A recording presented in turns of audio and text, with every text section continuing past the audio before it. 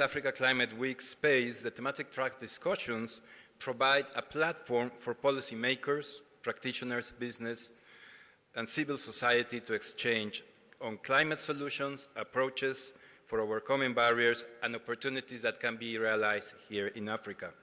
These discussions focus on 4 major systems-based tracks, and as mentioned before, the discussions will inform the first global stocktake to take place at COP28. On the screen you can see the titles of the tracks, and these track discussions, as mentioned, offer an opportunity for governments and all stakeholders to identify impactful initiatives that can be replicated and scaled up, as well as inspire action at all levels. We want to hear how you intend to ramp up climate action and support, and we want to open a space to increase cooperation amongst all stakeholders. The events organized and to be delivered under these tracks are expected to contribute substantively to the GST process, the global stocktake process, by identifying region-relevant actions and timelines needed to accelerate progress and keep the 1.5 degree target within reach. Therefore, we encourage all stakeholders to bring their voice to these discussions. Regional and local governments, the private sector, investors, youth, science, academia, indigenous peoples, and more.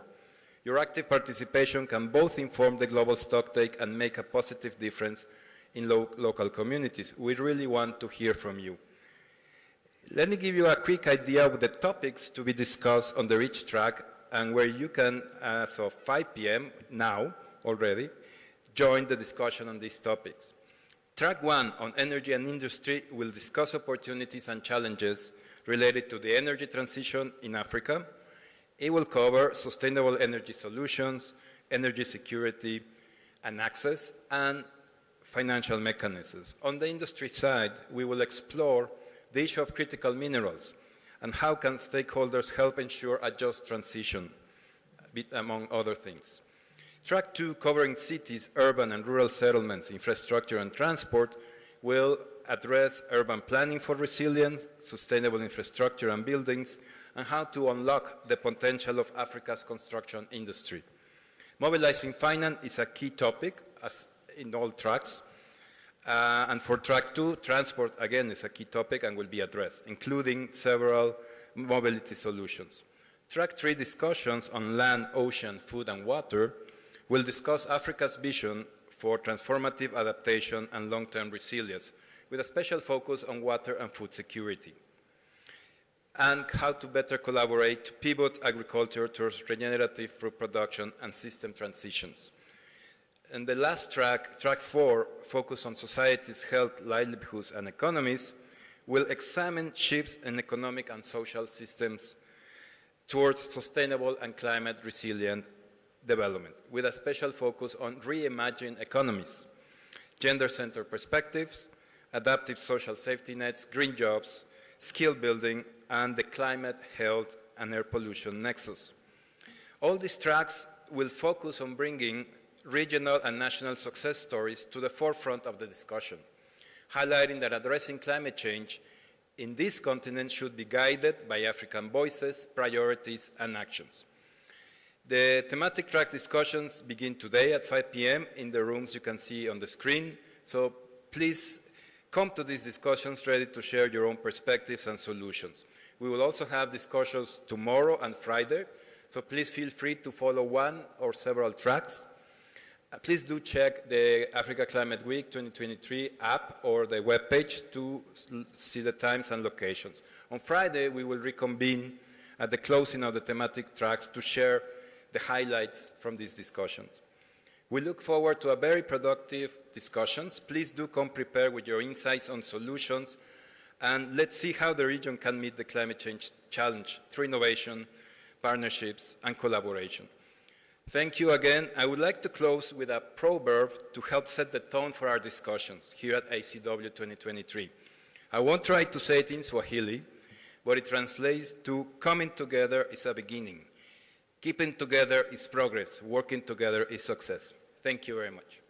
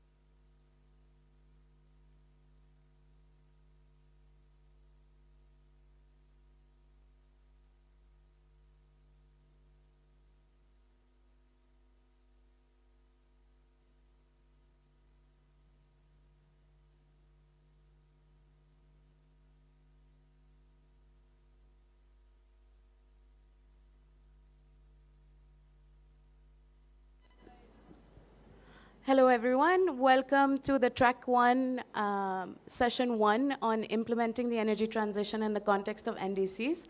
We will start in just a few minutes, so thank you so much for your patience.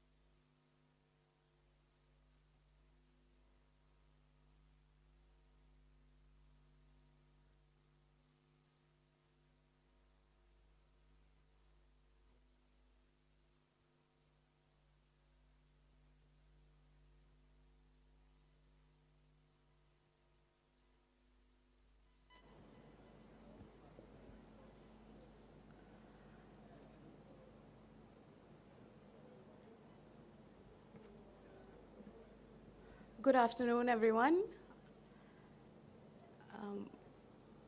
Yeah, that's me. Welcome to Track 1, Session 1 of Africa Climate Week. Distinguished delegates, speakers, panelists, colleagues, ladies and gentlemen, I'm delighted to welcome you to this first session of Africa Climate Week under Track 1. Track 1 will focus on energy and industry and will showcase the opportunities and discuss the challenges related to the energy transition on the continent. Over the 3 days of the track, we will explore these aspects through the lens of implementing ambitious nationally determined contributions, the deployment of sustainable energy solutions, the provision of clean and quality energy access, the role of critical minerals for the energy transition in Africa, ensuring a just transition, including through the participation of non-party stakeholders. And finally, we will touch upon the financial mechanisms that can make this possible while stimulating economic growth and enhancing development outcomes. Our session today is the first session in the track and is being organized as a collaboration between the global and regional partners of Africa Climate Week. We want to thank all the partners for making this session a reality. We kick off the conversations in this track by discussing the implementation of the energy transition in the context of African NDCs. And indeed, ladies and gentlemen, this is a timely session. Today, we have an opportunity to explore aspects of the energy transition. We have the opportunity to explore aspects on the implementation of NDCs, and importantly, on the next generation of NDCs that countries are to submit in 2025. So ladies and gentlemen, without further ado, allow me to welcome on stage for the high-level opening remarks, the Director of ISCP at the UNFCCC Secretariat, Cecilia Nyenga.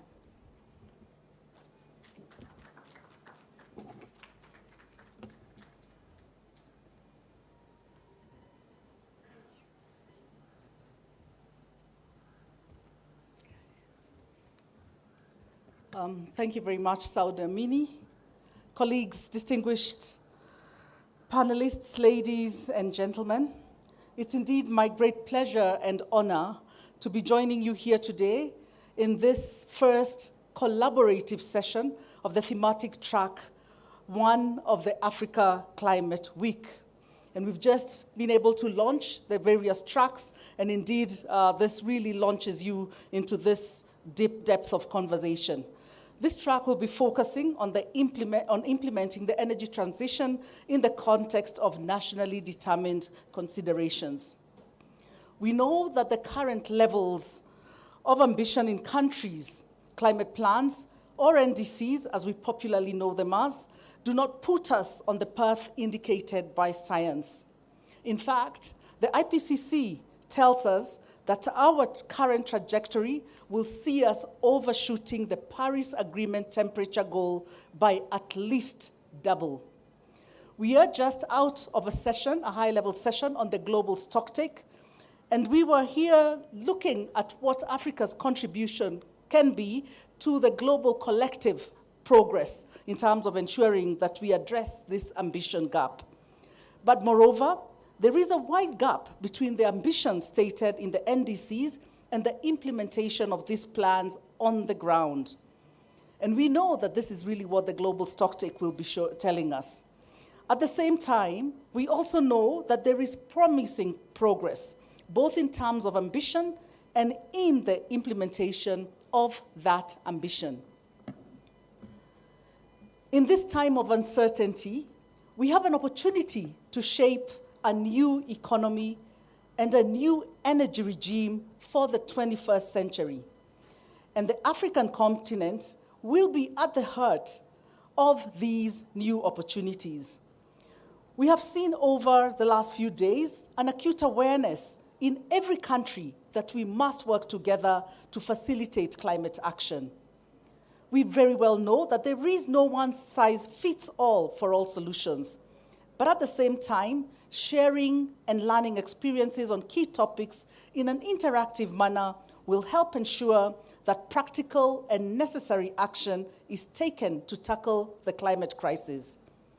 We know that the energy transition will be a key component of the fight against climate change, and countries in Africa are ready to tackle the challenge, not only domestically, but are ready to offer solutions to the world. We continuously heard this message throughout the Africa Climate Summit this week.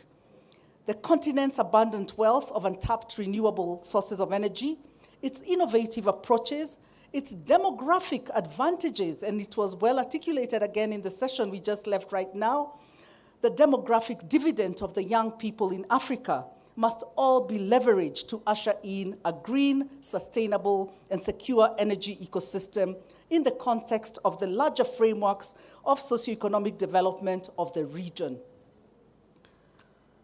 With the implications of economic growth and diversification, job creation, as well as bolstered energy security. The required transition will need good planning, enabling policies, a lot of support, and tracking and accountability. A 1.5-degree vision is fundamental, but we also need short-term results to provide credibility, and so that energy and energy innovations and solutions can be shared globally across the globe, the global south, as well as the global north.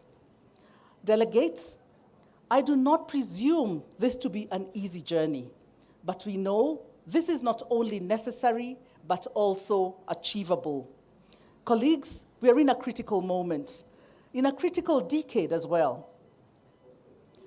Countries will be submitting the next generation of NDCs in less than 2 years in 2025. There is an opportunity to learn from the lessons of the NDC update process to accurately reflect the ambition of Africa and to bolster the progress made already on implementation as countries consider further integration and developing the energy components of their plans and proposals.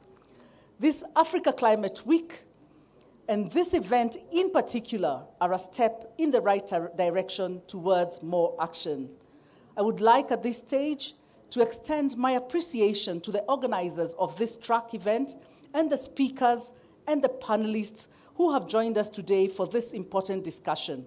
Important not only of the region, but also globally. And I wish you a very, very, very fruitful deliberations and event. Thank you.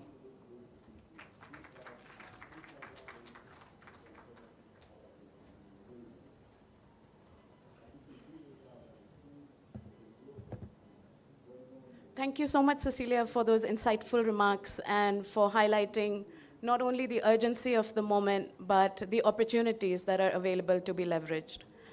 I would now like to invite on stage Rita Madeira, Africa Program Officer from the IEA, who will share with us perspectives on the energy transition in African NDCs, including on the important topic of finance. Thank you, Rita.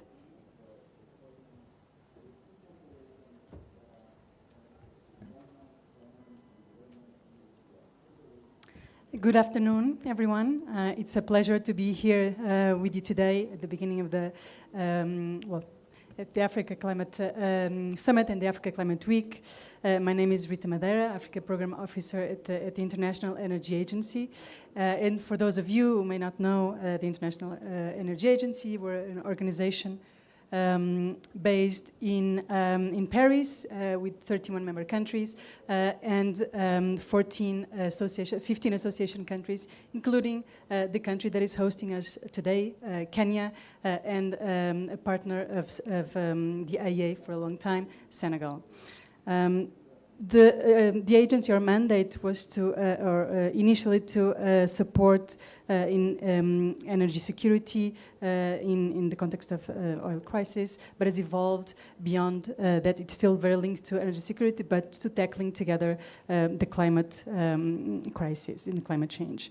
So today I have the honor of doing this scene setting on this session on implementing the energy transitions in the context of NDCs, nationally determined contributions.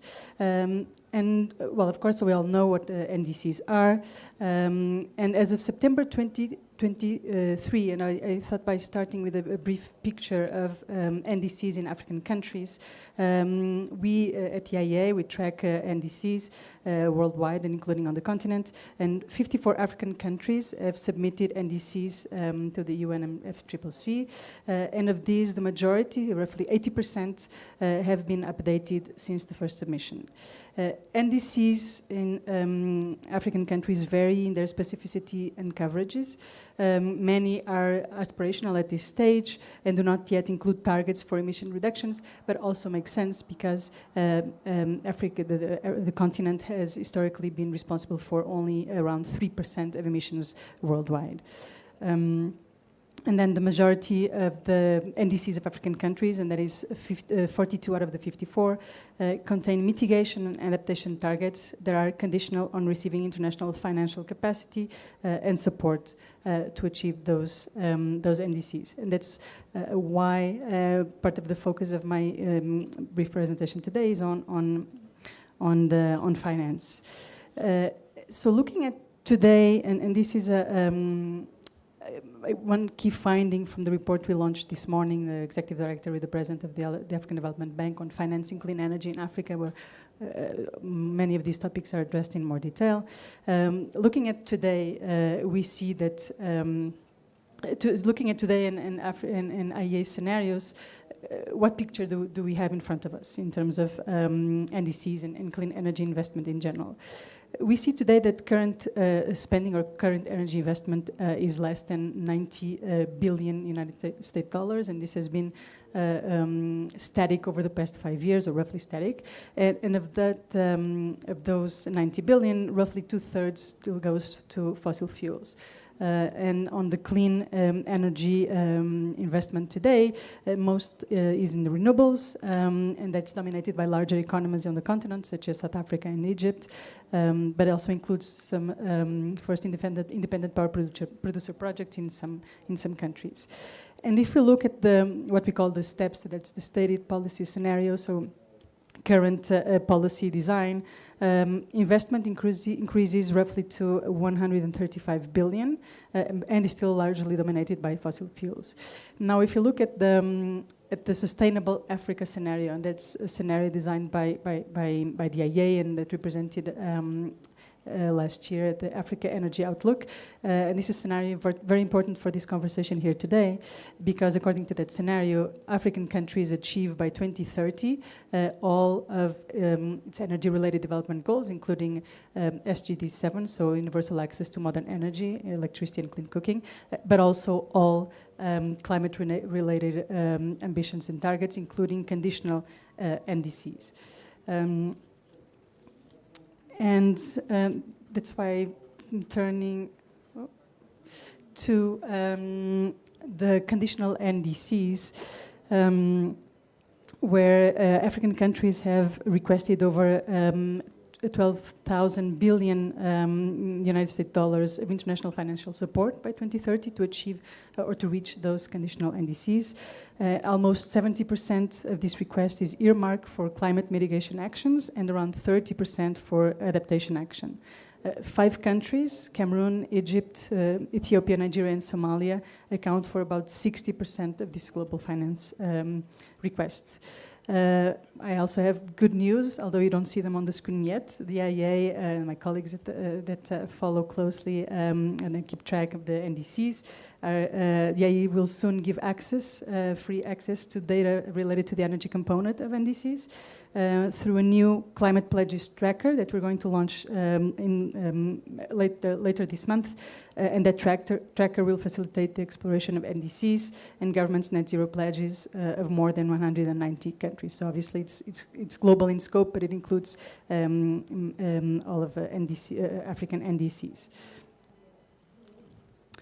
And when we talk about climate finance, of course, it is an increasingly important source of financing in this last IEA scenario that I mentioned. Developed countries, as we know, jointly provided and mobilized 79.6 billion United States dollars in climate finance in 2019, which is roughly 5 billion or 7%. Of which 5 billion or 7% went to energy projects in Africa. In 2020, developed countries had provided and mobilized 83 billion in climate finance, which means the updated number is 10 billion or 12.4% going to energy projects on the continent.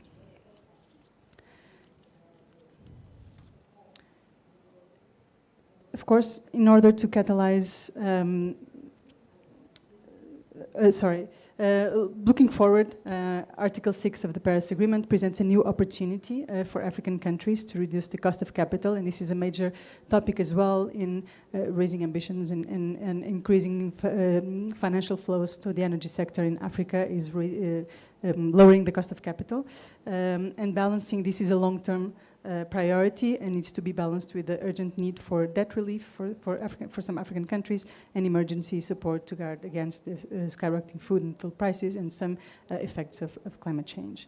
At least 42 African countries have expressed their interest in or intention of engaging under Article 6 in their latest NDC submissions, and the majority seeing themselves as a seller of credits. The IEA assessed the potential of Article 6 for African countries, and the implementation, and showed that implementation of Article 6 could deliver financial flows that exceed 20% of required clean energy investment in Africa by 2030, and reach roughly 30% by 2050. While these investment flows would apply across all sectors, they would nonetheless be an important investment source for the energy sector, helping to tip clean energy projects into bankable propositions. I hope this was a good teaser into the discussion that you're going to follow, and thank you very much for your kind attention.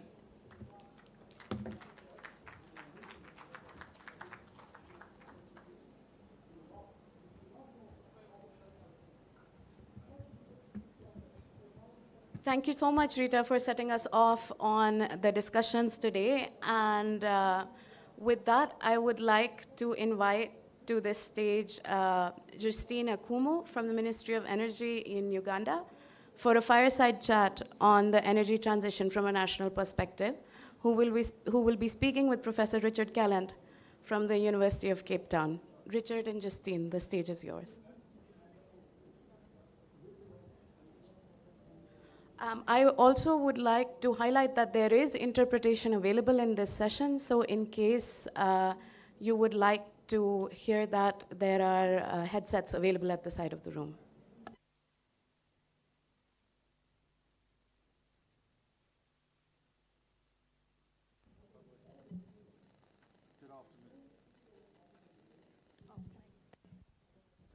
Good afternoon. It's a great pleasure to have this opportunity to interview Justine. Perhaps I can take the liberty of a short preamble, and forgive me for doing so. But I want to set the context for our conversation. I'm based in South Africa, where for the last couple of years we've been implementing a really ornate process for managing the complexity of transition. And I think we would all in this room accept that this is not easy, that this sort of transition is complicated, to put it mildly. Now, I've learned over the years that if you want good outcomes, you need good process, particularly if the part of the complexity is a political economy one, where there are vested interests that are competing, jostling for attention. Some are defending old status quo business as usual. Some are advancing future interests, but nonetheless represent part of that emerging political economy. And for those of you who are here on day one of the summit, there was a session on the innovation in South Africa that's been led by the Presidential Climate Commission, and quasi-independent body that took on the responsibility for forging consensus. So, with that little preamble, I want to ask you, Justine, who is based in the Ministry of Energy in Uganda, where is Uganda at with its own transition process? And can you describe to us what are the key kind of characteristics of the process that you've put in place to manage your transition? Thank you very much. Thank you for that question. Uganda has embarked on the process of developing our energy transition plan. That's in line with having a clean development pathway or a low emissions pathway.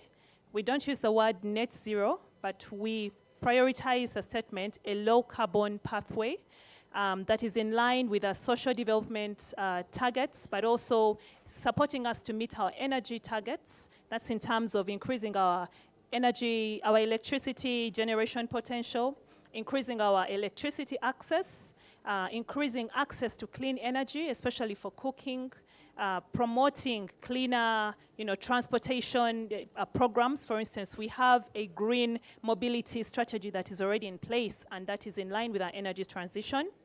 And also recognizing the opportunity that, for instance, critical minerals such as the green minerals can play in the sector to increase, for instance, for the manufacture of renewable energy solutions. With that in line, we embarked on the process of developing our energy transition plan with support of the Norwegian government and the International Energy Agency, and it was quite a holistic. Please tell me to stop when I need to. It was quite a holistic process. Involving all the sectors of the economy, bringing in together all the sectors, recognizing that at this very point, the government of Uganda had, we have started to explore our oil resources and to also produce our oil. And we see the opportunity that the oil provides in one, improving our socioeconomic status, improving our, the livelihood and income of, normal Ugandans, but also ensuring that, we have the cleanest pathways, even as we develop our oil and gas resources. Thank you. I'll come back inevitably to the oil and gas question, because I'm sure that's dare one say, an elephant in your room, which needs to be considered. But just to get a little bit deeper into the process question, you talked about a range of issues that are all energy connected. They're all obviously energy issues, but they cover a broad canvas of portfolios across government. How does one organize this? How are you organizing it? And who's leading the process? Yes, we recognize, the cross-sectoral issue and, role that energy plays and cuts across different sectors. The Ministry of Energy and Mineral Development is leading this process in line with the energy targets under the NDC, also in line with our 2040, national vision to provide, clean energy. These two, these two national strategic documents are actually shaping the energy transition process, but it's being led and guided by the Ministry of Energy. And here we are involving, for instance, starting with the Ministry of Water and Environment to discuss, the emission reduction targets under the energy sector, but also recognizing and also looking at the adaptation opportunities, that the energy activities bring. We're also engaging with key sectors, key ministries. Very importantly, we are engaging with the private sector, large industries who we need to switch to cleaner solutions, but also who we look at as an opportunity, for instance, a source of financing actually when it comes to, adopting and deploying cleaner energy solutions. We are looking at financial institutions, both local, international, and multilateral, to provide financing through these unique climate financing, instruments, and also the need for capacity building. For instance, there was a lot of scenario modeling. For instance, if we are to deploy, 20% of the electric vehicles within the country, how much energy would we need? So we saw a capacity issue and a need for capacity building, both at the national level to actually support, our sector in the development of the strategy and projecting emissions. Yes, but just to note that this is a holistic process that is actually, has a very strong participation starting from the political heads. So that participation is really important if one wants to get kind of authentic buy-in from a range of sectors. I was going to ask you if you think you've achieved full consensus, but I realize that's an elusive goal, I would think, for almost every country on earth. In South Africa, we have the notion of sufficient consensus developed during our transition to democracy in '94. In other words, if enough of the major players are behind the way forward. Have you reached that point? Do you think there is sufficient consensus for the pathway you've just described? It's a back and forth discussion, of course recognizing the financial implication it has. We had quite a discussion, for instance, with the team supporting the development of the energy transition plan. To what extent do we introduce and talk about our oil and gas, resources, and how can we talk about net zero yet we are talking about oil and gas? The socio-economic impact of that, how do we integrate, the targets and the plans of the Ministry of Finance, align them with those of the Ministry of Energy. We also have the Ministries of Transport, aligning our transportation development, program. So have we arrived at consensus? I think the process is still ongoing with, the need for capacity building and, the need to actually meet each other halfway, but also recognizing that, our country's development agenda should be at the forefront of any discussion regarding the energy transition and utilizing your local resources that are available. Thank you. So that takes us, doesn't it, to that perennial issue we all face, how to develop whilst doing so in a climate-aligned way, Paris-aligned way.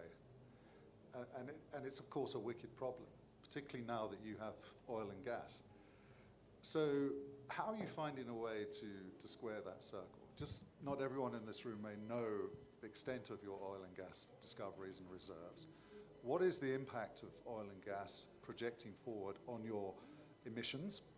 And how then are you finding a way to balance your carbon budget with your developmental needs? Yes, what we are taking is the cleanest pathway in the development of our oil and gas resources, recognizing that once we start, the fugitive emissions, from the pipeline as well as the refinery will actually contribute to a significant quantity of greenhouse gas emissions. They'll actually be the highest in the energy sector. What we are, opting for is the lowest, the cleanest pathway. For instance, we have regulations that are banning, gas venting or flaring. What we are doing actually is to, rather than flare that gas, we are actually changing and capturing that gas for cooking, which is a big issue and also helps, will also help us meet our energy transition, targets when it comes to cooking solutions. We are also, mandating the deployment of, for instance, carbon capture solutions. We are also, where we need to, for instance, provide electricity in the oil and gas activities, we are mandating that it is actually from a renewable power source. So what we are seeing is that as we develop our oil and gas resources, we are actually influencing the deployment of renewable energy in those areas. Yes, and so it's important that even as you have the cleanest and the least, emission pathway, even as you develop those resources. Thank you. I'm sorry to press you on this, but we all know that the resource curse, as it became known over many years, and on which there is an abundant literature, has afflicted many countries around the world. It's caused harm, often. How do you intend to protect yourselves and the integrity of your transition plan from the resource curse at a particular point in history where we can't really afford to get this stuff wrong? Yes, at this point it's very important that we actually support local, value addition, industrialization and the harnessing of our local resources. For instance, as I earlier mentioned, the development of renewable energy presents an opportunity for green minerals and critical minerals, which are abundant in the country. We have an abundance of, uranium, which the country is now actually prioritizing for the generation of, nuclear energy. So the priority is actually given to, we want to, through the energy transition, we're actually seeing a green industry that is coming on board, and what we want to do is actually use that to, bring and drive investment into the country so that we can harness our resources as we actually achieve our energy transition targets. Yeah. It's fascinating. I can't take this further because we're running out of time, but as some of the great oil-producing countries in the world, such as the host of this year's COP, pull back from oil and change their energy mix heavily in favor of renewables, in a sense you're trying to do both at once. But let's leave it there and turn to the NDC question as a penultimate question. How have you related this transition plan to your NDCs? Are you envisaging the next-gen NDCs taking account of the transition? Just describe the relationship between the two processes.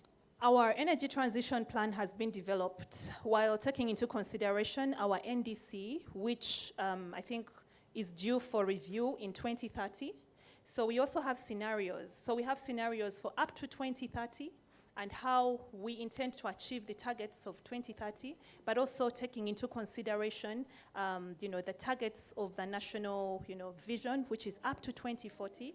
And Uganda took an approach in developing the NDC such that it aligned our NDC with our NDP 3 targets. So we see as we actually plan our energy transition to meet our NDC targets, it actually helps us to achieve our NDP 3, our National Development Plan targets, and also our National Vision targets, which are aligned with our energy policy up to 2040. Thank you.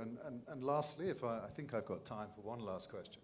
The question of finance. And I happen to serve on the independent high-level expert group on climate finance appointed by the COP last year and again this year. One of the things at a recent meeting we found as an issue is not financial capital. There's a whole range of issues around financial capital, we know that. But there's also an issue around human capital.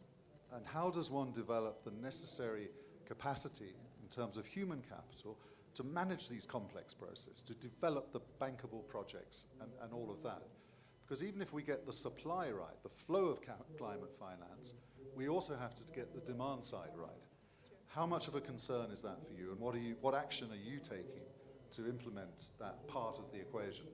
Yes, human capital is a big issue, in Uganda. It's important that as you, the energy transition, you're introducing renewable energy, clean and new emerging technologies that may not have the expertise to develop. We are taking cognizance of the fact that, there are already for instance, professions that might be affected, issues of the just transition. It's important that, these people are actually integrated, capacity built, and opportunities brought for them to transition into the clean, and take advantage of the opportunities that, are coming from the energy transition. However, we've faced a challenge, for instance, even when it comes to developing bankable proposals, that need to rely on international experts and, while not, growing the local talent. And now we are changing the approach. For instance, every time we have local experts, we are mandating that we pair them every time we have international experts, we are mandating that we pair them with the local experts. Even when it comes to, for instance, verification of emissions, the DOE activities that will arise as a result of the nationalization of the Paris Agreement initiatives. I think I'm aware that my government is taking a particular directive to build the capacity of a few local companies within the East African region to provide that support in the, developing of carbon projects, monitoring and verification, to ensure that we have that local expertise. That is very sustainable. One, it is affordable, but it also helps us to actually plan better in the long run. Yeah. Thank you. Please send some of your people on our climate finance leadership program that we run with FSD Africa. Little advert. Forgive me. Thank you. And I think you'll all agree that was a very interesting case study, wasn't it, to take us into this conversation. Process matters. Financial investment, not just in flows of capital, but in human capital, also matters greatly to managing this complex, if not wicked, problem of how to transition, one that's made even more complicated in Uganda's case by your discovery and reserves in oil and gas. So I wish you well in navigating that pathway for the future, and thank you for allowing me to ask these questions of you. Justice Nkrumah, thank you very much. Let me hand over now to Lulu for the panel.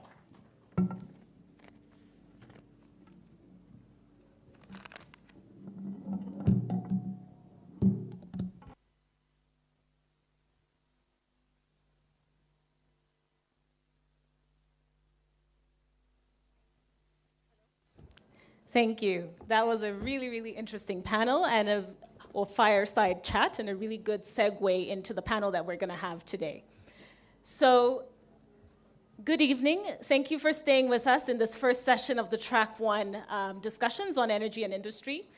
I'm truly honored to be moderating this panel that will look at the critical intersection between the energy transition and the NDCs. My name is Lulu Luo, and I am the Global Energy and Climate Change Advisor at UNDP's Sustainable Energy Hub. And I'm very privileged to moderate this session. I think it's key, we can see sort of the urgency of the climate crisis and the fact that it's really acute in Africa. And there is also, what we've heard, an opportunity for Africa to leverage the energy transition for its benefit. We've heard about the untapped potential of the energy sector in the region, the renewable energy generation, the fact that we can look at energy efficiency measures, sustainable transport, industry, clean cooking. So the energy transition discussion is kind of a whole of systems approach where you're looking at the entirety of the energy sector. And so as we come together here today, we're going to listen to some country examples on concrete measures that they're taking to put into action the targets that they've articulated in their nationally determined contributions, focusing on the energy targets. And so I would also encourage you in the Q&A section of the discussion to come forward with your questions. We'll have about 10 minutes at the end for questions from the audience. And so with that, let me call on my panel. So the first person that we have is Mr. Salisu Dahiru, Director General, Federal Ministry of Environment, Nigeria. We also have joining online Mr. Daniel Tutu Benefoa, Deputy Director, Climate Change Unit, Environmental Protection Agency, Ghana. We also have Mr. Papa Samba, Director des Hydrocarbures, I hope I said that correctly, the Ministry of Petroleum and Energy in Senegal. We also have Justine joining us again from the Ministry of Energy and Mineral Development in Uganda. And then we have Mr. Daniel Schroth, Director of Renewable Energy and Energy Efficiency from the Africa Development Bank. And finally, last but not least, Mr. Ahmed Al-Kabani, Regional Climate Liaison, West Africa Region of the World Bank. So let me just get seated here and we'll get started with the panel.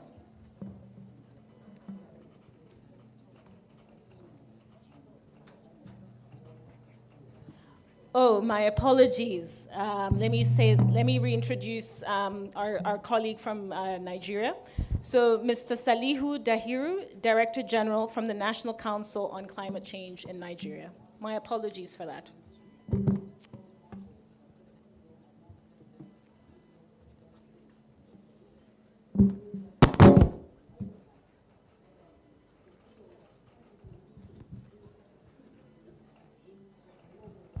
Okay. So I think, we had a really good update on what Uganda is doing in terms of their NDC implementation. So I want to start off learning from some of the other countries that we have represented in terms of what you're doing specifically to implement the energy targets in your NDCs, specifically focusing on some of the key policies and implementation plans that you have, and also perhaps some lessons learned and perhaps other countries also can learn from. So let me start with Mr. Dahiru, perhaps to talk about your experiences in Nigeria.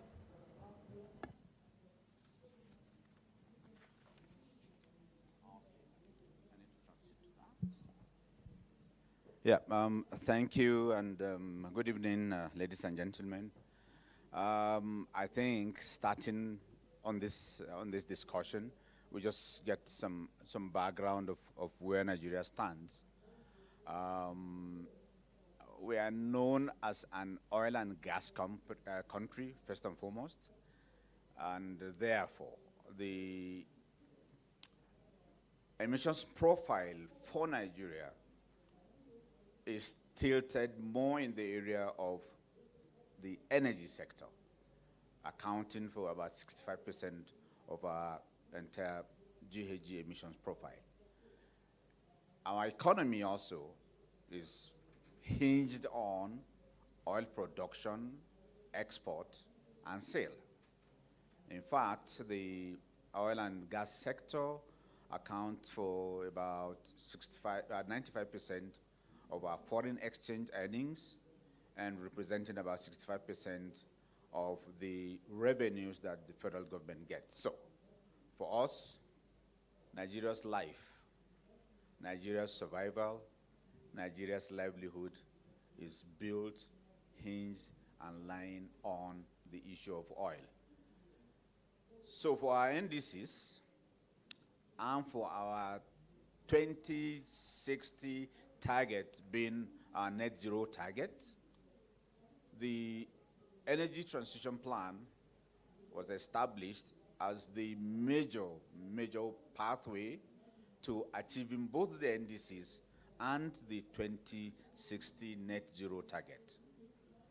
This was done bearing in mind some of those parameters that I first mentioned in terms of the relevance and the importance of oil and gas in the context of our emissions profile and also as the bedrock of our economic development. And our ERGP, which is known as the Economic and Recovery and Growth Program, also takes cognizance of this energy transition plan as a subset of that ERGP program, being the latest in the scheme of things in terms of our trajectory for economic development. Where we are with respect to the implementation, I think, will be things that probably in the next round of discussions, if that is okay, or I can go on now that I have monopoly of the microphone. But if you want me to give you, I'll give you back. Thank you. Thank you very much for that. And I think we will have time to go a little bit deeper. But I appreciate your assessment in terms of what Nigeria is doing in terms of the oil and gas sector and how that is linking to the net zero ambitions in the country. So I also want to maybe turn to Papa Samba from Senegal, because you also have a similar context in terms of sort of the gas, the country's exploration of gas in Senegal, but then also, can you kind of articulate what the country is doing in terms of implementing the NDCs, and also what are the signals of progress that you're seeing from where you sit? Thank you very much, and thank you for giving me the opportunity to express about the energy transition implementation and the NDC strategy actually of Senegal. We are far from Nigeria. Actually, we are not so blessed by by the nature in terms of oil and gas resources. But we made, you're right, we made some discoveries a couple of years ago, and we are right now developing actually the project. So we did not start the production yet. We are expected to start it by next year. But this said, the country is up to start is natural gas mainly, resources development. And with that, Senegal envisage really an overall and equilibrated energy transition.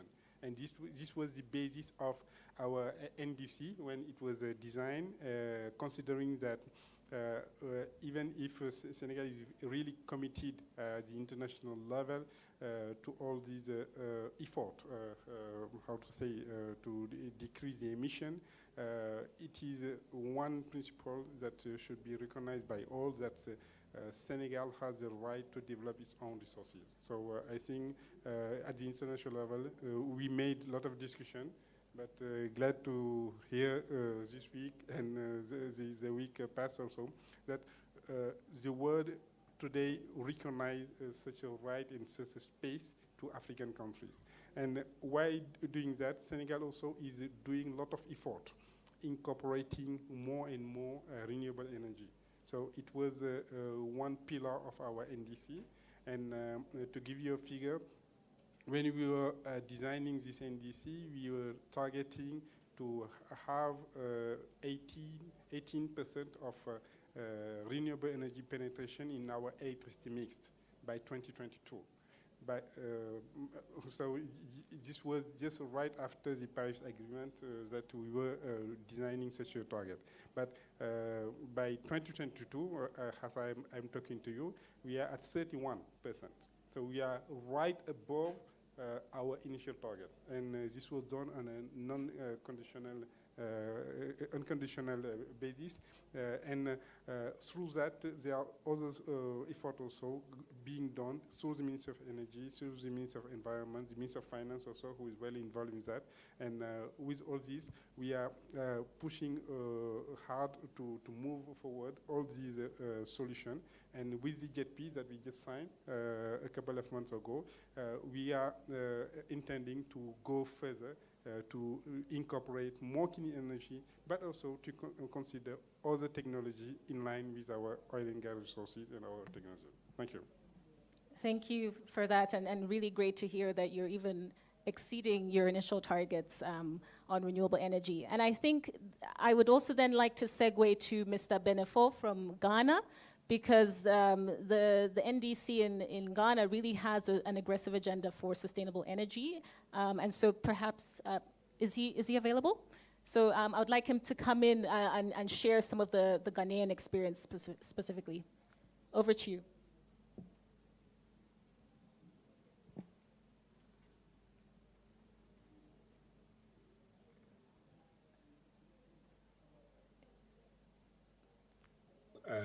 Put into context how the first generation of the NDCs are influencing the design of the energy transition in Ghana, and also the second, how it will also influence the second generation of NDCs by the next 2 years. The first point I wanted to highlight is that the process of designing the energy transitions in our country is a reflection of the need to carefully navigate the two things. First one is about how we can ultimately secure the energy security outcomes or objectives of Ghana in the midst of the transition. That is the first part. The second point is also how do we build on the near-term gains of the NDCs as the basis to leapfrog or to leverage for the energy transitions. So these are two very important points for us. So for us, the whole idea of ensuring that the transition is orderly and we are able to steer the transition to an outcome that would further enhance the ultimate energy independence of Ghana was a major driving force. The other point I wanted to highlight was also the fact that the translation of the energy transition goals, I think the previous speakers had mentioned the issue of access to capital, but I wanted to emphasize the importance of the high cost of capital for supporting the transition. I can give you the AFDB about 3-4 years ago made a publication around the cost of electricity is about 2 or 3 times more than the average global price of electricity if we continue to produce electricity with fossil fuel. But at the same time, in Ghana, we rely heavily on the imports of fossil fuel. And we have also discovered our own natural gas. So in one breath, we are supposed to deal with the high cost of capital in investing in fossil fuel infrastructure. On the other side, we are supposed to come up with a transition process that is done in an orderly manner, in a way that we safeguard the long-term energy security interest of our country. So that is the kind of wicked problem that we are facing. And we hold the view that the next generation of the NDCs, that we have them in the next 2 years, this type of lessons will inform the priorities of the energy transition outcomes in the next generation of the NDCs, even as we prepare towards that. So this is the point that I wanted to make, that it is a matter of securing the energy interests of the country. It is a matter of securing employment and businesses. It is also a matter of getting access to new and cost-effective and available money. That for us is very important. Over. Thank you, Mr. Benefo. And I think this is a good segue into learning about what the Africa Development Bank is doing, particularly to work with countries in terms of addressing some of the high costs of capital that come with energy assets in country. So, Daniel, I just want to maybe have you reflect on some of what you've heard, and also share with everybody here in terms of what the African Development Bank is doing specifically at the country level. Thank you, thank you very much, and good afternoon to all of you. It's a pleasure being part of this panel, and particularly to hear some of the first-hand country experiences. I think that's very telling and informative, because I think if we talk about just energy transition in Africa, obviously one has to recognize that this really is context-specific. South Africa, clearly you can talk about transition from a largely coal-based a power generation sector over time to one that is more based on renewables.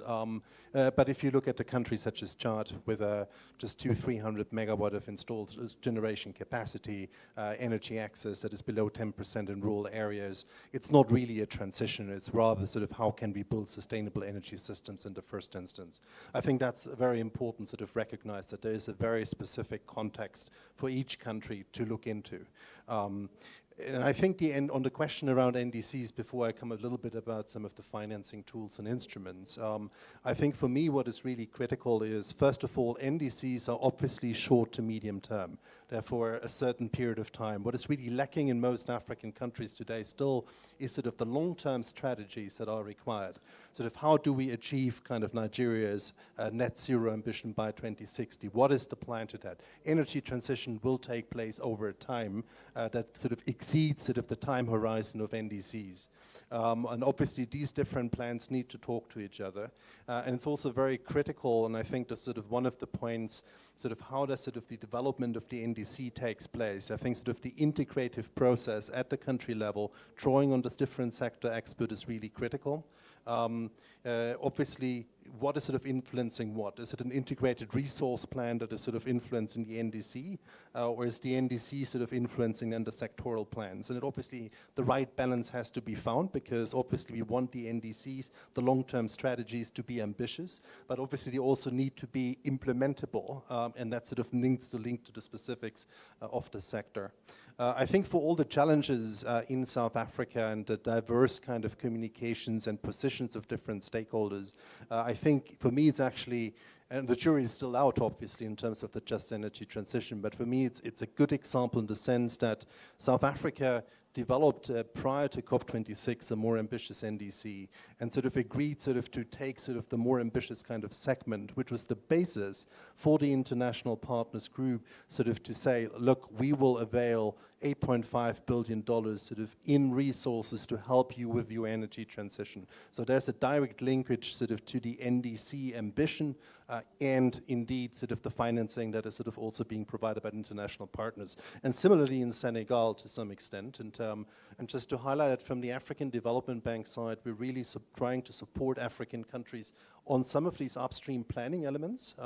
So we're very pleased, for example, through our Sustainable Energy Fund for Africa to be now working with Senegal, particularly on the aspect of the investment plan, which will be critical sort of to translate some of the ambition into concrete projects for which then financing can be mobilized.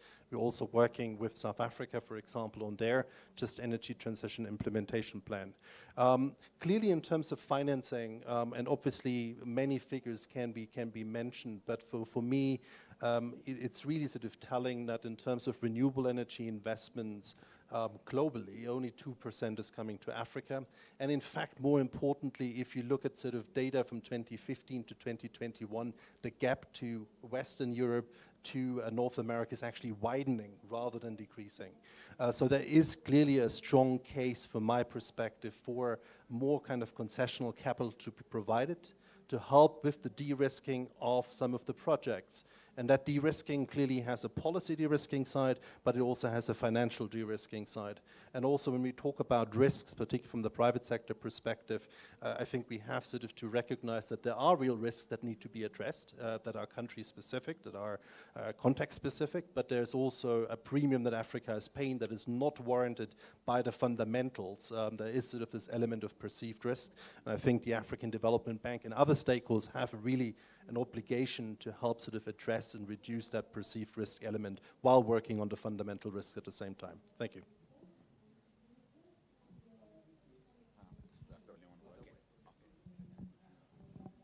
Thank you for that, Daniel. And if we're able to get another mic, I think that would be great.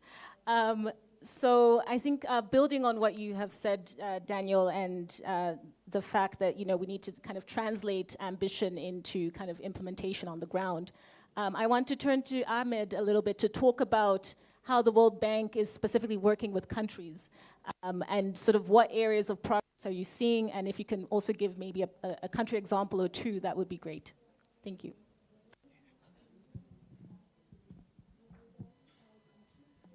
Thank you, Lulu, and it's quite funny me be seated next to Daniel and after him. It was not planned, and we're going very stereotypical with MDBs sitting next to each other. But it also makes my life easier speaking on our plans and upstream support, because it would resonate very much with what Daniel was just mentioning. One of the things that I would like to highlight is the implementation aspect of these NDCs and getting ready for the next generation. And one of the things that we've been doing at the World Bank is having targeted support for analytical work and upstream engagement with our clients, with our countries, in order to prepare and turn those NDC targets and high-level plans into implementable actions and financing plans.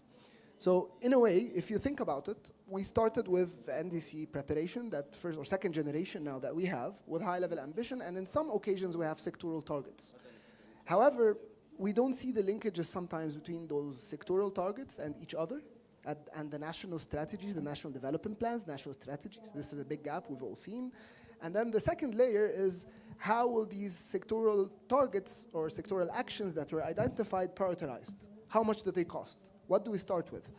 And for this, there is a lot of analytical work that we've been supporting through our, for example, climate support facility, which has been working for 2 years, and we've of course been supporting NDCs before that.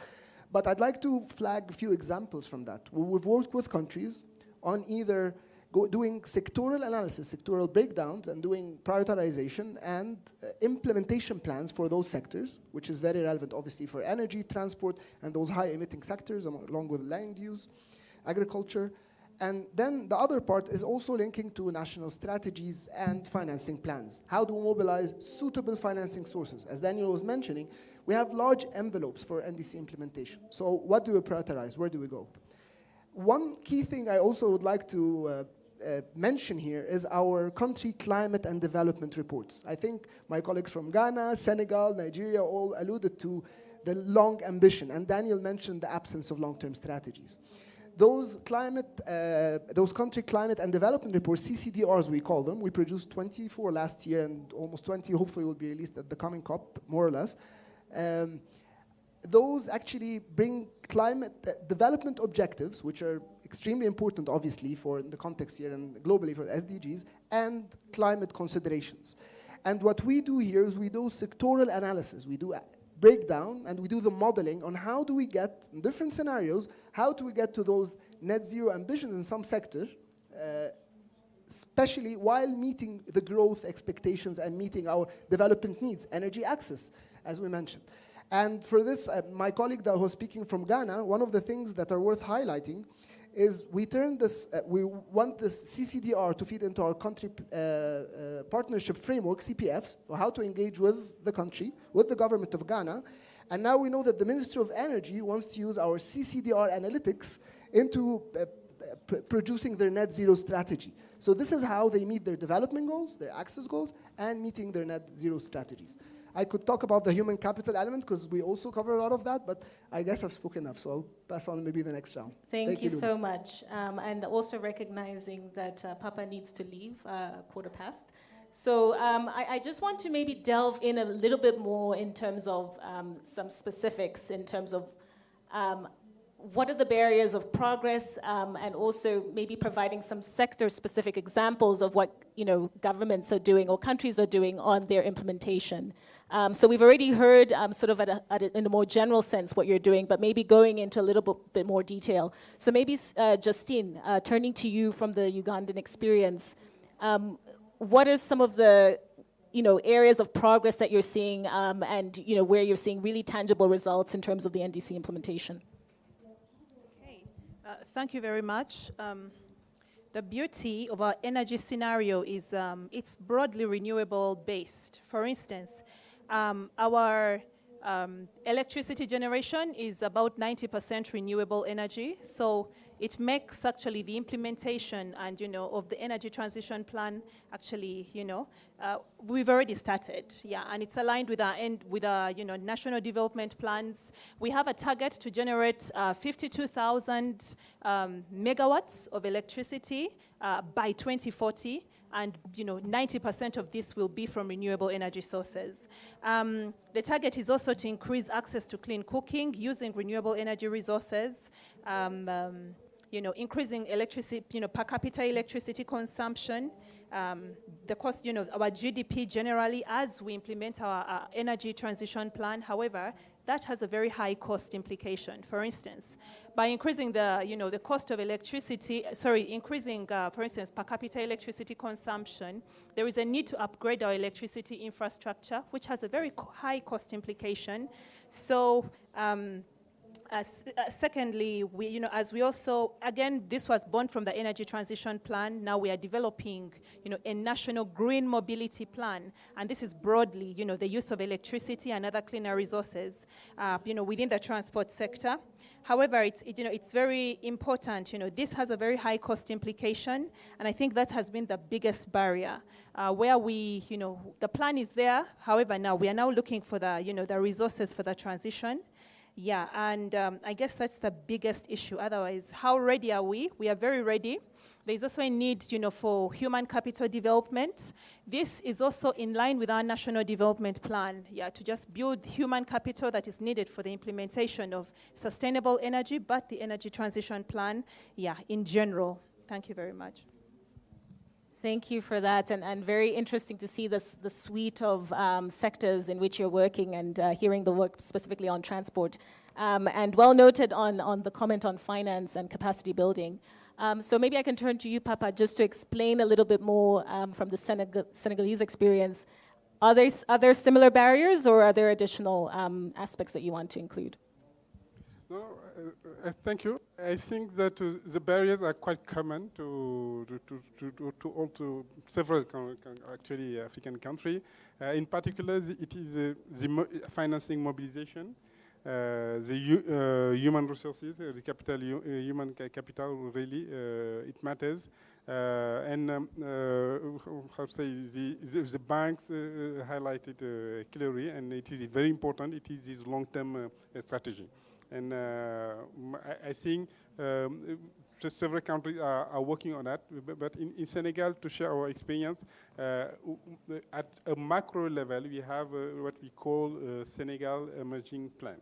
So that is a long-term plan for the whole economy, and that gather actually holds the commitment and the view of Senegalese government nation for the development of economic development of Senegal. And the NDCs, all NDCs targets, the unconditional ones, for instance, the 18% that I just mentioned, was included, onboarded on this emerging plan, so that they are fully part of our priority. And for those countries who do not have a specific energy transition strategy or plan already set up, such a kind of view could help also to keep have in view the targets that we are following in the frame of the NDC. But this is to say also that the NDC, the energy transition, and all those discussions around climate commitment, etc., have to be compliant with our priority, that is economic development. As African countries, it is not negotiable to have to choose between climate or development. It is just insane. And if we can focus in particular on the clean cooking, really there is no discussion to have that this has to be the priority of any cooperation, any partnership in the frame of energy, and whatever the solutions that we are using, even if it is LPG, but it needs to be solved and it needs to be done. This is the kind of priorities that we put ahead in our action and in our discussion with all of the partners, and in the JP also, if we come to this, the JP need to foster those principles, not to come and have other engagement that are not in line with our economic development priority. Thank you. And sorry for leaving you. No problem. So thank you for those comments. Feel free to leave when you can. So maybe...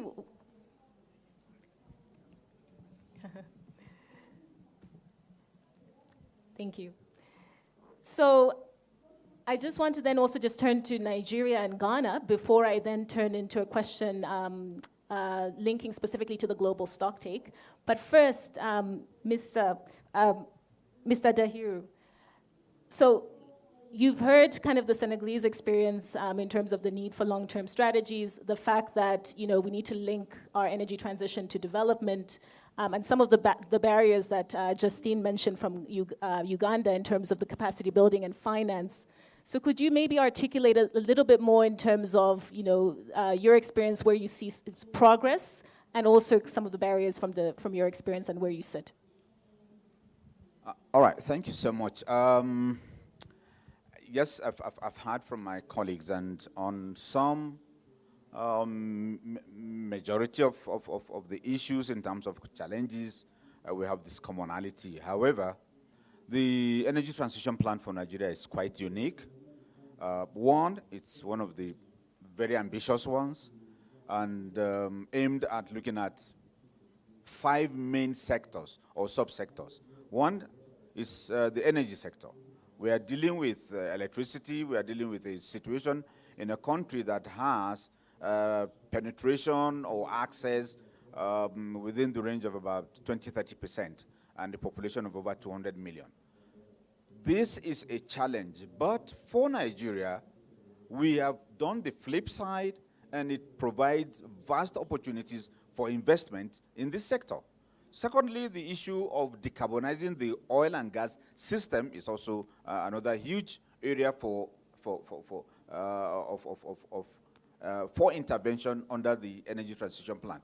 We also have decarbonizing the transport sector with a view to shifting particularly those public transport systems in our mega cities, Lagos, Port Harcourt, Kano, etc., shifting from fossil fuels to a transition fuel energy, which I'm also going to highlight later, which is the issue of gas as a transition energy for our energy transition plan. And then moving to the renewables, whether EVs or some of the hybrids, by way to reaching the EVs. And then we're also emphasizing on electricity for buildings, and finally, we are dealing with the issue of clean cooking, of which we have a target of about 1.7 million fuel-efficient cook stoves delivered and being utilized by that 2030. So you see this as a very unique opportunity. Now, the NDCs for Nigeria talks about 20% unconditional and then 47%. So, in-house, within the country, there are various efforts by way of experience of looking inwards to generate the kind of funding needed to finance these unconditional part. We have entities in Nigeria such as the Nigeria Sovereign Investment Authority, as well as InfraCorp, which are all companies established, one by Federal Ministry of Finance and the other one by the Central Bank of Nigeria, that are already partnering with investors across the globe to raise funds meant for green projects. NSIA has just launched at least the first tranche of $50 million for green projects, mainly targeting, the voluntary carbon market. And we're also seeing a large inflow, particularly for the land-based mitigation and adaptation projects in the area of AFOLU, agriculture, forestry, and other land use. And then we see this as, if you look at the NDC itself, how many years do we have before the end of the NDCs? Just as Daniel, I think, was referring to the NDC being a short and mid-term plan, we see the net zero target as a long-term plan, and which also aligns very well with the aspirations and the spirit behind the energy transition plan. So what we did in Nigeria is to work with the NDC partnership to conduct a comprehensive alignment exercise of the NDCs, the energy transition plan, and the net zero together, so that we have one solid document that describes the sum total of the approaches Nigeria has decided to take with respect to its the pathway to achieving both the net zero as well as improving its resilience to climate change, of which the document now provides the framework for each sectoral player to identify the entry points that it can take to become part and parcel of that journey. So this experience is still facing some of the challenges my colleagues, Senegal and Uganda has mentioned. But with respect to Senegal, which is lucky to be in the following the footprint of South Africa, having a JETP, we have also seen JETP as an opportunity to advance the case for Nigeria's energy transition plan. However, recent, information, coming from that sector is indicating that there's the possibility that the appetite for JETP is now somehow reducing, and therefore we have decided to begin to look outside the box and to see whether there are options, there are other pathways that we can achieve the same result, but not necessarily following the JETP. And that aspect is still in the works, and it is in the pipeline, and I'm sure we'll be looking in the direction of the African Development Bank and the World Bank to assist the country. Thank you. Thank you. So many directions that we can take based on that, but I think in the interest of time, let me turn to Mr. Benefo from Ghana to maybe perhaps complement what has already been said, specifically talking about the Ghanaian experience and where you see the barriers and opportunities.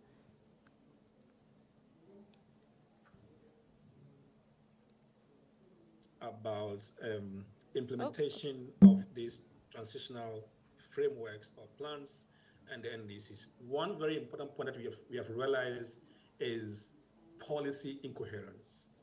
One of the ways to facilitate implementation is to look into reforming policies and regulations that are inimical to the transition. That's the first barrier that we found. And then the other point that we think is crucial is also the fact that if we really want to achieve an orderly transition, as we call it in Ghana, then we need to have access to high-end technologies. So for example, the deployment of CCUS can change the pathway and the pace of transition. The deployment of green hydrogen can change the entire energy mix. So having access to these high-end solutions, in our view, could be a very important catalyst of the transition. And I think there are great examples that we are learning from about how we can make the grounds fertile to be able to facilitate the deployment of these high-end solutions. Over. Thank you for that. And I think with that, I want to turn to a last question in terms of how we can where are the opportunities for collective action, given that we're coming into a time of the global stocktake. Where are we seeing examples where international cooperation has actually led to real impact on the ground? So maybe I can start with our development partners at the World Bank and also AFDB in terms of what are you doing from your perspective to have that collective action on the NDCs, and also thinking about what's needed and the scale of ambition needed in the context of the global stocktake. Over to you.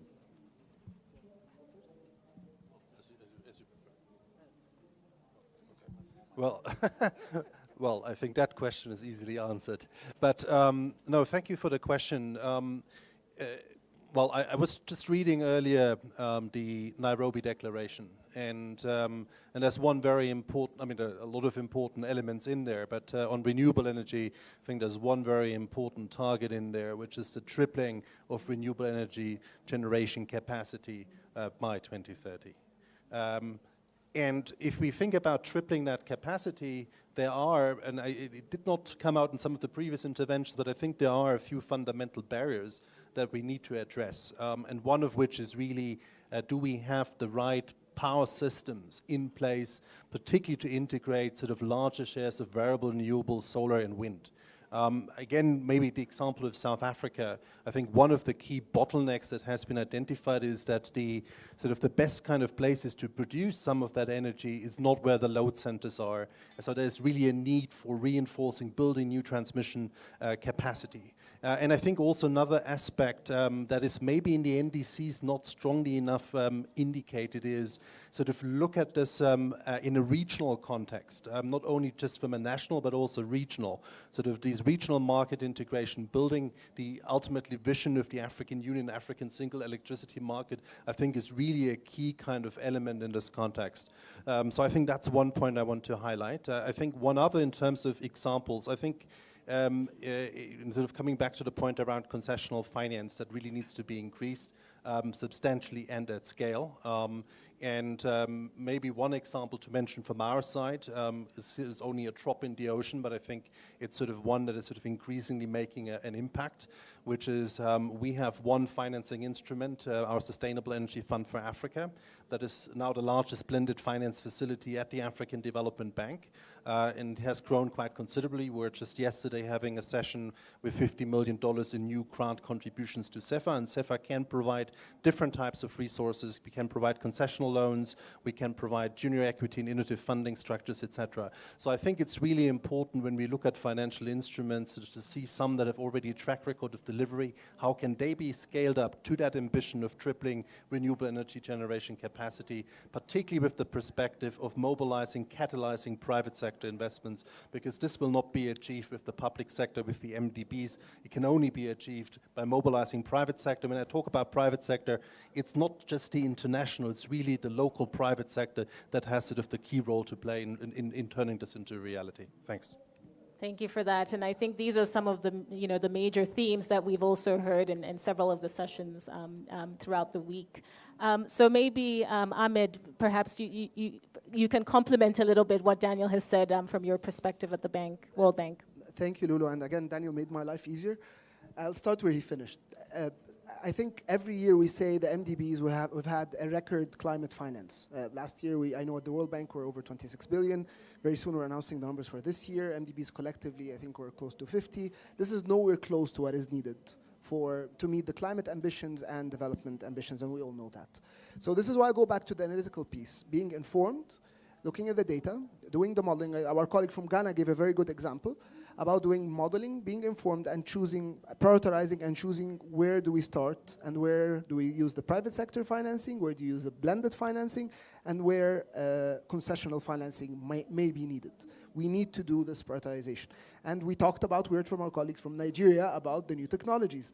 Do they suit our development pathway or not? What is the cost for us in our economy to implement them over 10 years, 20 years, 30 years? We need this modeling, we need this data. So I'll give very, very specific examples, though I know you wanted country examples. On CCDRs, for example, Cameroon's CCDR, we helped in the design of sector reforms, energy sector reforms, and basically increasing access to renewables, renewable energy access to meet energy demands and energy targets. So this is, what Daniel was mentioning about sector reforms. Then more on the NDC support, I have examples from Morocco where they looked at decarbonisation of energy and transport sectors and looking into the relation to green jobs in those sectors. Then we have Ethiopia NDC implementation plan support to translate the NDC targets into implementation plans and looking at the capacity and institutional strengthening.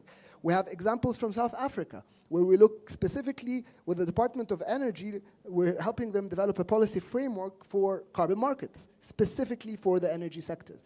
So there are all these arrays. I have examples from Egypt, from the oil and gas sector, the decarbonizing value chain, and trying to minimize that, again, at the upstream, Tunisia, sectoral reforms and implementation capacity. So this is the spectrum of support that we can provide. Now, the idea is how do we do it in a programmatic way? How do we do it as part of our overall country engagement?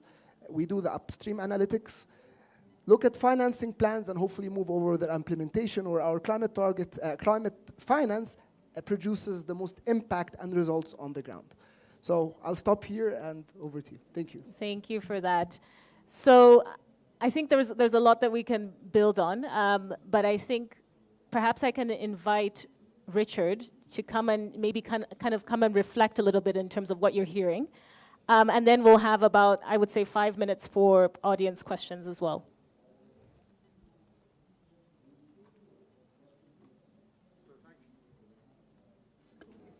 Thank you very much, Lulu. I'm not here to summarize, thankfully, but to respond as a discussant. So I'm going to do so, attempt to do so at least, through two lenses. One is ambition, and the other is implementation. There's no point in having high ambition if you can't implement it. That's the circle we have to collectively square. It's urgent, we all know that, and the deductive approach to this is to say the science is clear, and therefore the crisis is an urgent one. We've left it rather late, therefore our transition curve is a dramatic one, whether we like it or not. And sadly, for many countries that are having to transition, in this continent and others, the fiscal conditions are unkind, to say the least. And so the question of finance, which I'll come back to in a moment, is critical because it cannot be finance that creates more debt. There are countries already drowning in debt. And if you increase debt, you will obliterate the political economy solution. The political economy will bite at that point because countries will be unwilling to accept more debt, understandably. So let me try and make 5 points quickly. Firstly, as a lawyer, the right to develop. Yes, there is that right to develop, and that is the starting point.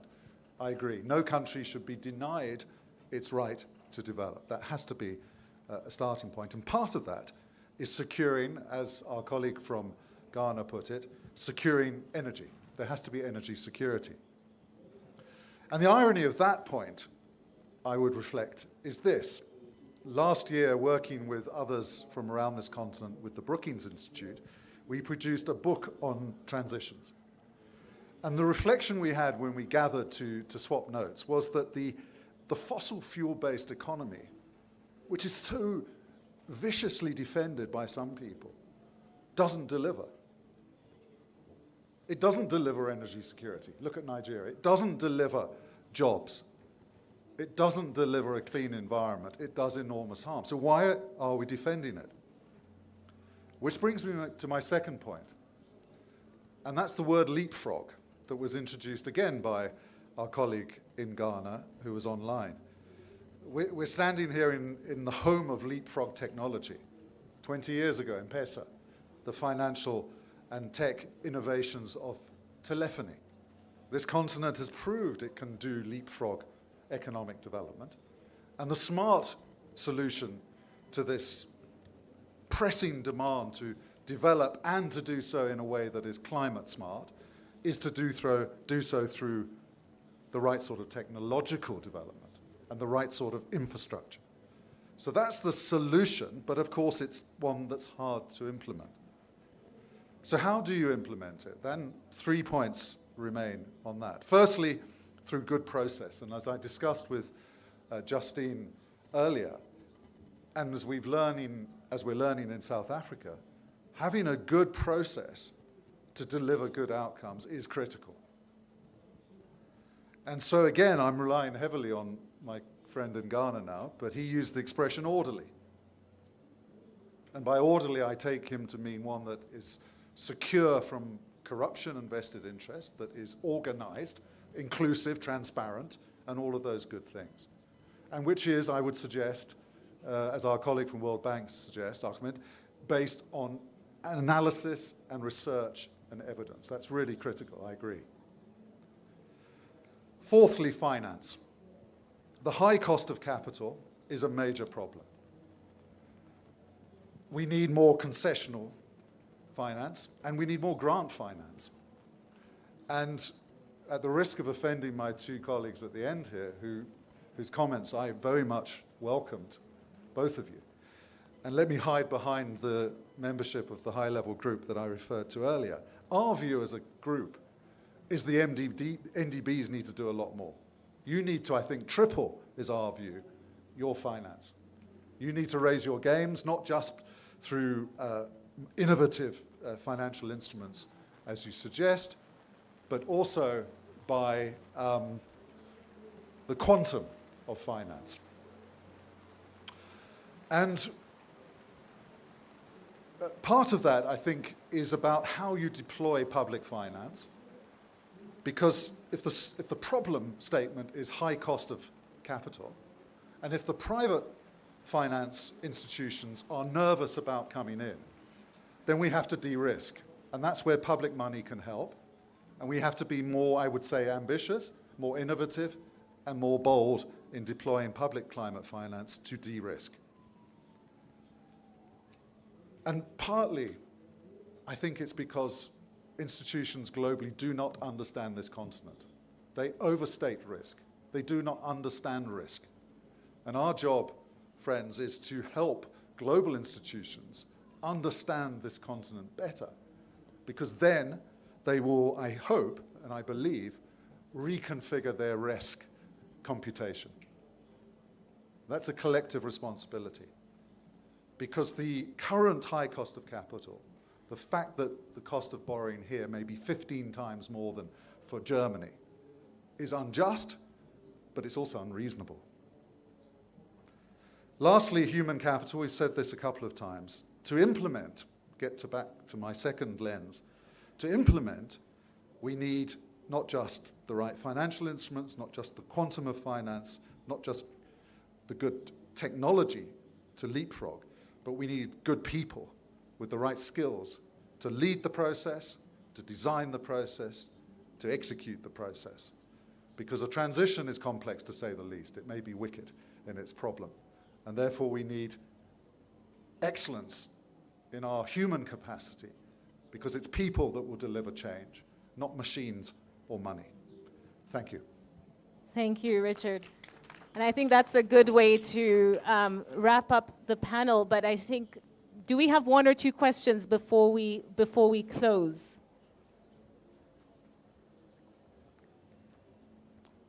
Okay, I believe people want to go and have their dinner. So I think maybe I can just give the panel an opportunity just to maybe talk about just one thing that you want everyone to take away based on the discussion before we close. Yes. Okay. Thank you. sorry. Oh, sorry. Please go May I ahead. go? Thanks. On our side, linking the energy transition plan with your development agenda, as has been, clearly articulated, and the energy transition plan is a very good financial, it's a resource mobilization tool that, we should employ and develop to ensure that, we can actually achieve our clean energy development agenda. Thank you. Thank you. Just very, okay. Just very quickly on the last point that was just mentioned, which I think is so important to break down the issue of risk.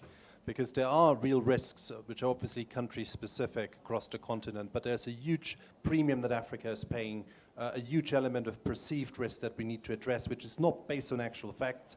If you look at, for example, analysis of Moody Analytics of infrastructure failures over the last kind of decade, Africa is actually one of the best performing continents because there are very few of these defaults. So there's really this kind of perception issue that we need to address collectively while working on some of the real risks and issues that are there and that we cannot negate. Thank you. Yeah, go ahead. Thank you. I think you made a great summary, so I don't know what to add to that. One thing I could reiterate. First, we're working with our client countries actively at all levels, comprehensively to produce results and impact on the ground. So, and one thing we can agree on for sure is that all of our CCDRs, and I've no one mentioned this before, all of our support, look for identification of sources that do not increase the public debt. So we're in complete agreement. This should not increase the public debt of our clients, and at the same time, we should look for low carbon and resilient development pathways that suit our circumstances. And this is what we're after, and this is what we're working on actively with our clients and increasing the impact of our financing. Thank you. Okay, that leaves me. I started first, so I'm ending it. I think just to latch on to the last point that was made with respect to human development, because it is human beings that will actually carry out this process.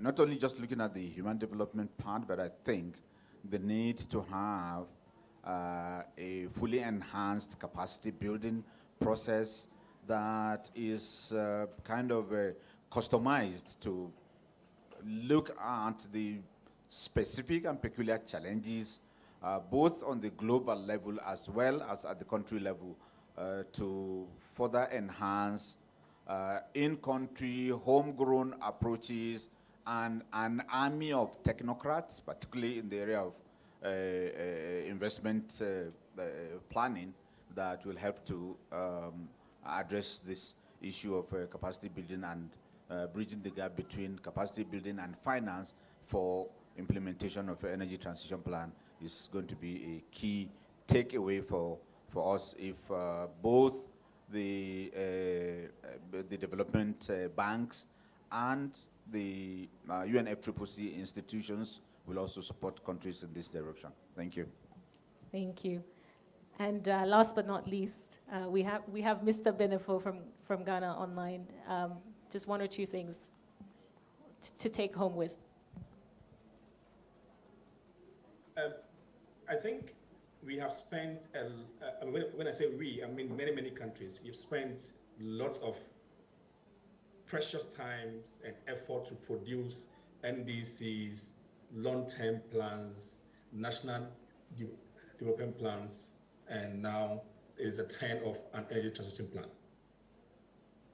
However, if these plans don't deliver real transformational results on the ground, I'm afraid that creates a major problem or trust issue in the global political economy.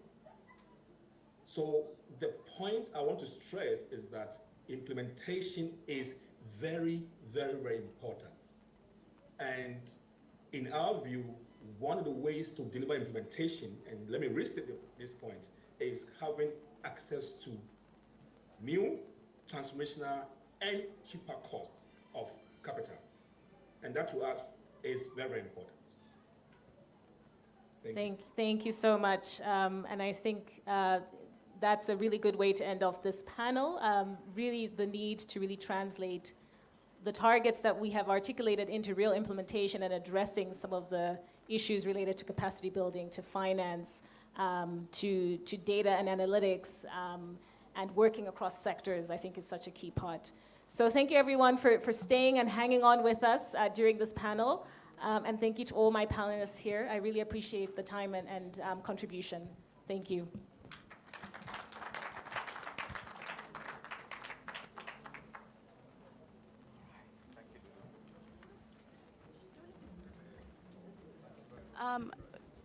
We would.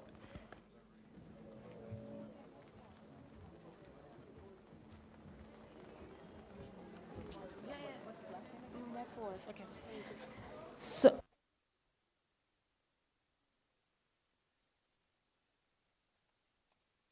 From UNECA.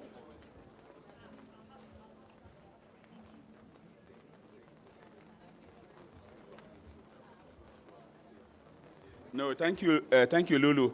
I think it's been a long day. People need to go for dinner. And I think Richard did a great job in reflecting some of the points I wanted to say. But I think, like, if you recall at the beginning, when Cecilia mentioned about the urgency, and then Rita in her presentation said that the conditional NDCs will require about 1.2 trillion. Daniel talked about the fact that less than 2% of clean energy finance flows are coming to Africa. I actually say it's less than 1.5%. So the money is not there. The money is not there, right? And that is why we feel that we really need to rethink how we do NDCs. And that is why at the Economic Commission for Africa, we came up with something called the SDG 7 initiative based on 3 pillars. One is sustainability. Can you revise your NDCs to make them more bankable? Because the people with the money said they have money, but they can't find projects. The people with the projects, NDCs, said they have projects, no money. We said, okay, you can revise your NDCs, make them more bankable. That is a sustainability bit. But for you, the governments, you have to also address governance issues, regulatory issues. That's the second pillar. And for those of you who know of some scriptures, it says, seek ye first the kingdom and all this shall be. If you address sustainability, you address governance, then the likelihood of getting the finance is very much there. But I think it still comes back to the fact that the MDBs actually do have a big role to play. You've been hearing here in the conversations about the reform that are needed, because MDBs are saying they want to do AAA rating. But you're a development agency. How can you do development with AAA rating? But if you need AAA rating, then use it to mobilize finance that can be used to encourage the private sector to bring these huge investments that are needed. And we also heard from the country experiences that at the end of the day, it is not about choosing whether you develop or use energy, but it's about having energy and developing at the same time, and using your resources in a very judicious way. Because if we are not judicious, then the impacts of climate change would actually affect Africa the most. So thank you all very much, and let's give an applause again to the panelists, to the discussant, and to the setting of the scene. And thank you very much to UNFCCC for this event. Thank you. Bon appetit for those of you who are going to eat.